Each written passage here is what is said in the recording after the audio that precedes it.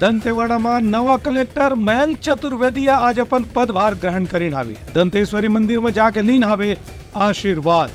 भारतीय प्रशासनिक सेवा के 2017 बैच के अधिकारी मयंक चतुर्वेदी है आज दंतेवाड़ा में कलेक्टर के कार्यभार ग्रहण करीन। यहाँ से स्थानांतरित होने वाला कलेक्टर विनीत नंदनवार से वह पदभार ग्रहण करीन। मयंक चतुर्वेदी है एक पहली गौरेला पेंड्रा मरवाही में सहायक कलेक्टर रह चुके हैं, संग संग SDM घलो रह चुके हैं और धमतरी जिला पंचायत के CEO की जिम्मेदारी घलो निभा चुके हैं।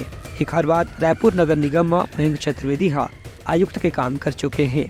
उनकर कार्यभार ग्रहण करे के बेरा में जिला पंचायत के CEO कुमार विश्वरंजन, अपर कलेक्टर संजय कन्नौजे, SDM जयंत नहाटा समेत दूसर वरिष्ठ अधिकारी मन मौजूद रहे हैं। कार्यभार ग्रहण करे के बाद माई दंतेश्वरी के मंदिर पहुँच के नवा कलेक्टर है देवी माता से आशीर्वाद घलो प्राप्त करीन। ब्यूरो रिपोर्ट, उतलंगा न्यूज।